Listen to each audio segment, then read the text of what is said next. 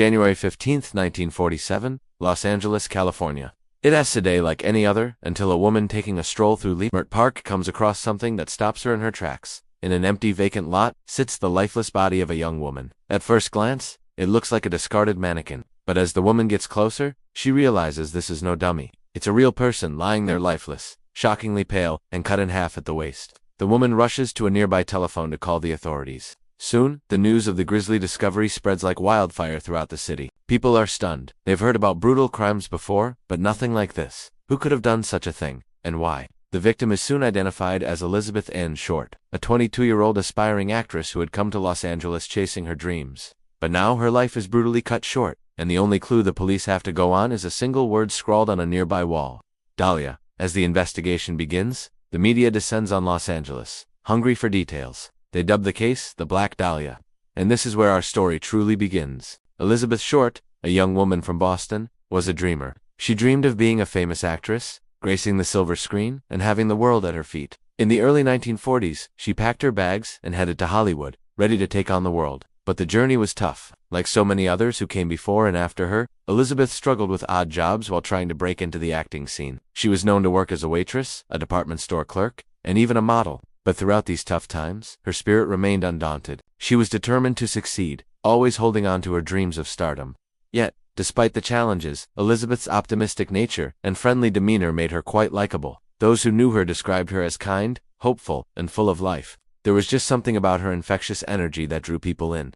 Unfortunately, it seems Elizabeth's charm didn't help her in the cutthroat world of Hollywood. Her acting career didn't take off as she had hoped, leaving her stuck in a city full of shattered dreams. However, Elizabeth wasn't one to give up. She kept trying, appearing in bit parts in movies, like The Setup and Reign of Terror. Maybe with time, she would have gotten her big break, but sadly, her life had another path in store for her, a path filled with darkness and despair. On January 1947, Elizabeth vanished, leaving behind a trail of unanswered questions and shattered hopes. On the fateful morning of January 15th, Elizabeth was last seen leaving the Bignum Hotel in downtown LA, where she had been living for a few weeks. She told the landlady that she was going to meet a friend for lunch and then perhaps see a matinee at the $1 Million Theater. After that, no one saw Elizabeth alive again. No one knows what happened in those final hours of her life. Nobody knows who might have been with her or what plans she had made. All we have are theories and speculations. Then on that same day, around 4 p.m., a woman walking through Leimert Park stumbled upon a sight that would haunt her for the rest of her life. In a vacant lot stood a horrifying spectacle. Someone had placed a young woman's body there, starkly posed and cut in half. The woman immediately contacted the authorities. And so began the grim task of piecing together the puzzle of the Black Dahlia case. When the police arrived at the crime scene, what they found was nothing short of macabre. The victim's body was sprawled in an unnatural position, cut precisely at the waist. Her upper body lay propped against a wall, and her lower body was positioned near the center of the empty lot. It was as if whoever did this wanted to create a disturbing tableau, a horrifying work of art in the grim landscape of urban decay. The vacant lot itself added to the eerie nature of the scene. This was not a place meant for such a spectacle. It was supposed to be a tranquil spot in the park, far from the harsh realities of violence and death. But here was the body of a young woman, brutally cut and displayed as if to taunt the investigators. Adding to the mystery was the single word scrawled on the wall near the body. Dahlia. It was cryptic, almost mocking, and offered no clear clues to the crime. Yet this single word would become the key element in naming the case and haunting the minds of those involved forever. As news of the crime spread, so did fear and morbid curiosity. Elizabeth Short had been a dreamer, a young woman who had come to Hollywood with hopes of making it big. Now she was lying dead in a park, her body mutilated and displayed for all to see.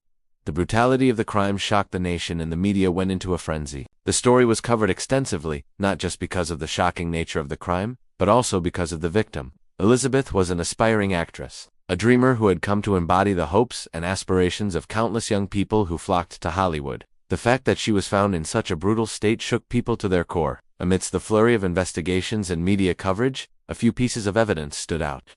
First was the way the body was cut in half. It suggested not just brutality, but also precision, perhaps the work of someone with medical knowledge. Second, the positioning of the body parts. They were not simply strewn about. The upper torso was leaned against the wall as if propped there intentionally, and the lower body was centered in the vacant lot, almost like a macabre sculpture. Finally, the word Dahlia. It was a clue, a taunt, or maybe both. Whoever had written it wanted to be noticed, and they certainly got that. As the investigation continued, various theories emerged. Some believed it was the work of a deranged fan. someone who had become obsessed with Elizabeth and then lashed out in a fit of anger. Others pointed fingers at jealous colleagues, those who had seen Elizabeth as competition in the cutthroat world of Hollywood. Still, some whispered of a more sinister plot, perhaps involving a cult or a group of individuals who had subjected Elizabeth to a horrifying ritualistic sacrifice. The police were faced with a baffling array of theories and a mountain of misinformation.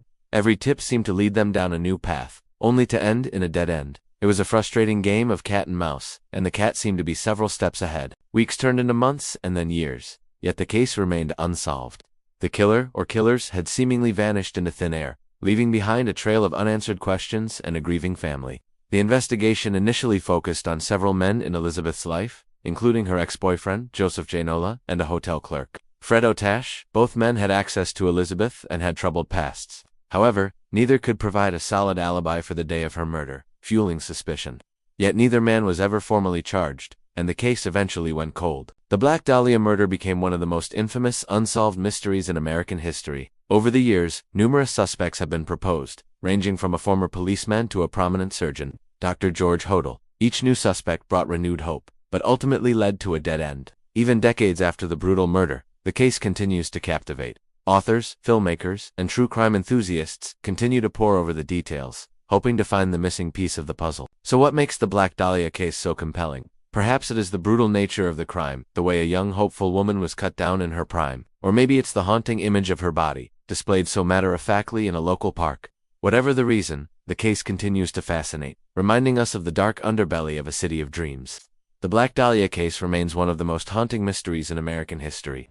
The brutal murder of Elizabeth Short shook Los Angeles to its core, and the subsequent investigation revealed the city's dark underbelly. Despite numerous theories and suspects, justice has never been served. The case serves as a reminder of the fragility of life and the relentless pursuit of justice in the face of overwhelming odds. As we reflect on this chilling case, let us honor the memory of Elizabeth Short and the importance of seeking truth and accountability. No matter how complex the puzzle may seem, the story of the Black Dahlia is not just a tale of a brutal crime. It's a reflection of our deepest fears and the darkness that can lurk in the most unexpected corners of society. The case of the Black Dahlia is a chilling reminder of the evil that can reside in the human heart and the lengths to which a person can stoop. The brutality of the crime, the haunting image of the crime scene, and the failure of justice to be served continue to resonate with us today. As we delve into the depths of this harrowing tale, let us remember Elizabeth Short, not just as a victim, but as a human being with hopes, dreams, and a life that was senselessly cut short. May her story serve as a beacon, reminding us to confront the darkness, seek the light, and strive for a world where justice prevails. Thank you for watching. If you enjoyed this video, please hit the like button and share it with your friends. Your support means everything to us. Don't forget to subscribe for more gripping content.